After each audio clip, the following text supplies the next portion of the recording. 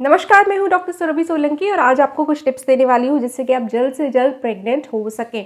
तो पहली tip, sex कब करना चाहिए। दूसरी टिप, सेक्स कितनी बार करना चाहिए जल्दी प्रेग्नेंट होने के लिए।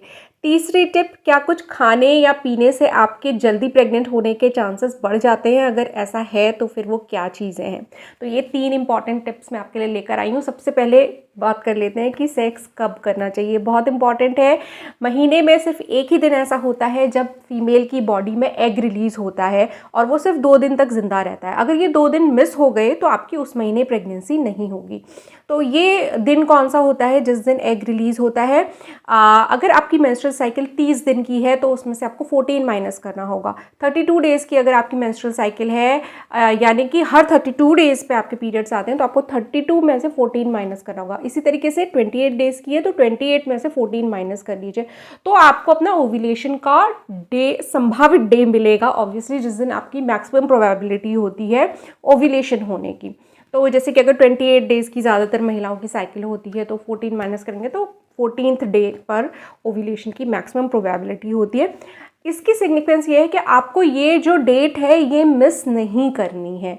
कई लोग होते हैं वो और दिन सेक्स कर लिया लेकिन ये दिन मिस हो जाते हैं। कभी फीमेल या वाइफ कहीं चली गई या कभी हस्बैंड कहीं आउट ऑफ स्टेशन चले गए, तो अगर यही कुछ दिन मिस हो गए, 2 दिन मिस हो गए, तो कुछ नहीं होने वाला उस महीने।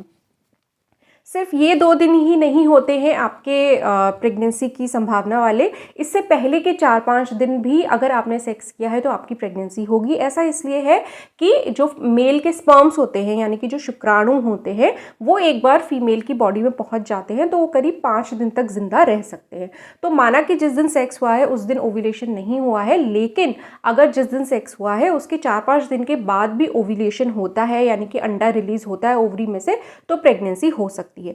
तो ये जो करीब 6 डेज होते हैं, 6 to 7 डेज, ये आपके फर्टाइल डेज होते हैं, यानी कि इनमें अगर आप सेक्स करते हैं तो आपके प्रेग्नेंट होने के सबसे ज़्यादा चांसेस होते हैं। अगर आपको बेबी चाहिए और आपको प्रेगनेंसी चाहिए तो आपको जो फर्टाइल डेज होते हैं उनमें तो एटलीस्ट आप डेली करें या एक दिन छोड़ के मिनिमम, इससे कम नहीं करना है। इसका मतलब ये नहीं है कि आपको डेली करने के लिए कोई मना कर रहा है, वो चीज़ भी नॉर्मल है, लेकिन ऑल्टरनेट डेज से कम नहीं करना है।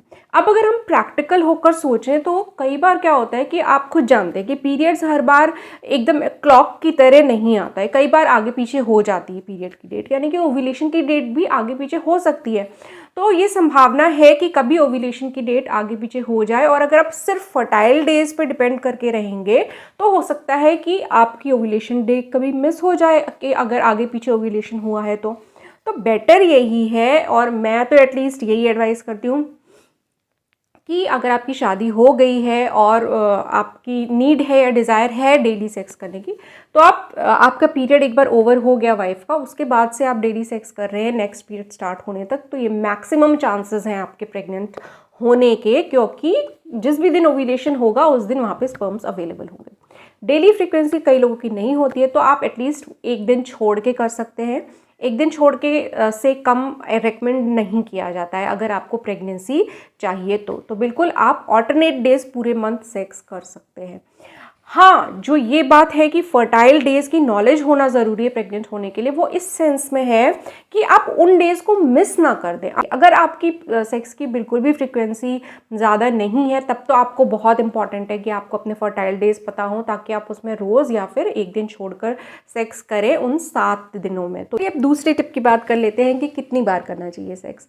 और कुछ लोग कहते हैं कि अगर डेली सेक्स करते हैं तो उससे स्पर्म्स की क्वालिटी ख़राब हो जाती है और फिर बेबी नहीं होगा या प्रेगनेंसी के चांसेस कम हो जाएंगे। ऐसा कुछ भी नहीं है, डेली सेक्स करने से स्पर्म्स की क्वालिटी ख़राब नहीं होती है नॉर्मल लोगों में। मैं नॉर्मल कपल्स की बात कर रही हूँ, तो ये कोई कारण नहीं है जिसकी वजह से अगर आप करना चाहते हैं डेली सेक्स तो आप बिल्कुल कर सकते हैं प्रेग्नेंट होने के लिए। इनफैक्ट वो आपके चांसेस को बढ़ाता है, जैसा कि मैंने आपको कुछ देर पहले बताया।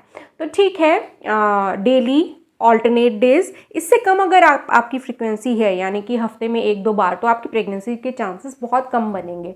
ऐसी स्टेज में आपको अपने फर्टाइल डेज का पता होना बहुत ज़रूरी है, जो कि मैंने आपको थोड़ी देर पहले बताया, और उन दिनों में ज़रूर आपको डेली या फिर ऑल्टरनेट डेज सेक्स करना है। उससे भी ज़्यादा संभावना तब बनेगी अगर आप पूरे मंथ रेगुलर सेक्स करते हैं, तो ज़्यादा संभावना बनेगी। ठीक है, तो ये 2 हमारी पहली टिप्स हो गई। अब लास्ट टिप की बात कर लेते हैं। अच्छा, लोग कहते हैं कि अरे तुम्हारी प्रेगनेंसी नहीं हो रही, 2-3 महीने हो गए, अरे कैसे अभी तक प्रेगनेंसी नहीं हुई, ये खाओ वो खाओ उससे सब ठीक हो जाएगा। तो ठीक है, कई चीज़ें ऐसी होती हैं, कई नेचुरल फूड्स भी ऐसे होते हैं जो थोड़ा आपकी बॉडी को हेल्दी बनाते हैं और आपके रिप्रोडक्टिव सिस्टम को, आपकी ओवरीज़ को, आपके एग की क्वालिटी भी अच्छी कर सकते हैं और मेल में स्पर्म्स की क्वालिटी भी अच्छी कर सकते हैं।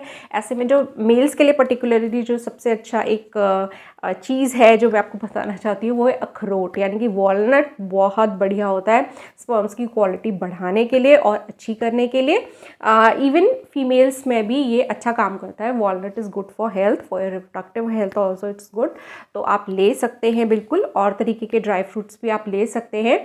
तो बेसिकली एक न्यूट्रिशनल डाइट लेनी है आपको, बहुत ज़्यादा इसमें सोचने की ज़रूरत नहीं है।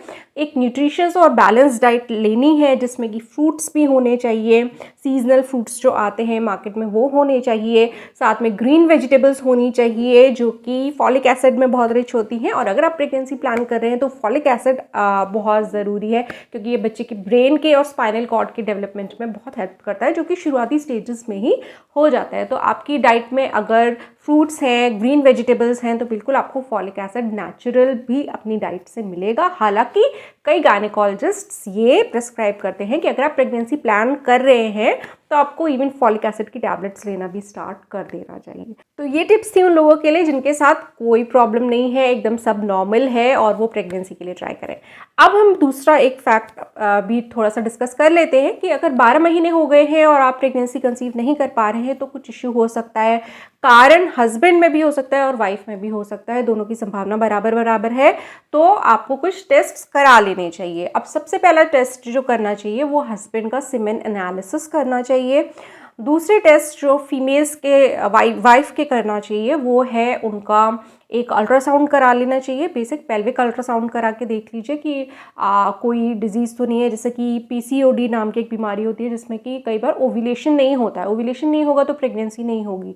तो पेल्विक अल्ट्रासाउंड आप कराएंगे वाइफ का तो उसमें आपको पता चल जाएगा कि पीसीओडी तो नहीं है या और कोई ऐसी प्रॉब्लम तो नहीं है, यूट्रस में फाइब्रॉइड्स तो नहीं है या और कोई बीमारी तो नहीं है जिसकी वजह से कि प्रेगनेंसी कंसीव नहीं हो पा रही है। तो और इसके अलावा हाइपोथायराइडिज्म आजकल एक बहुत कॉमन कॉज है जिसकी वजह से कि प्रेगनेंसी फीमेल्स कंसीव नहीं कर पाती हैं, तो उसकी जांच होना बहुत ज़रूरी है। आप ब्लड टीएसएच अपना कराइए, किसी भी डायग्नोस्टिक सेंटर में जाके आप करा सकते हैं। बहुत ज़्यादा डिटेल में मैं इसमें नहीं जा रही हूँ इनफर्टिलिटी के ऊपर, लेकिन इतना मैं आपसे कहूँगी कि अगर आपको 12 महीने हो गए हैं ट्राई करते हुए और आप नहीं कंसीव कर पा रहे हैं तो आप अपनी सिटी में किसी अच्छे गायनेकोलॉजिस्ट के पास जाइए और अपनी प्रॉब्लम को डिस्कस कीजिए। तो होपफुली आज के वीडियो आपके लिए कुछ यूज़फुल लगा होगा, काम का लगा होगा। अगर अच्छा लगा है तो वीडियो को लाइक कीजिए और मेरे चैनल को सब्सक्राइब कीजिए। सब्सक्राइब करने के साथ साथ वो जो नोटिफिकेशन बेल है ऑल के ऑप्शन के साथ उसको भी ज़रूर प्रेस कर दीजिएगा ताकि मेरे आने वाले प्रेगनेंसी से रिलेटेड यूज़फुल वीडियोज़ के नोटिफिकेशन आपको मिलते रहें और आपका कोई भी वीडियो मिस ना हो।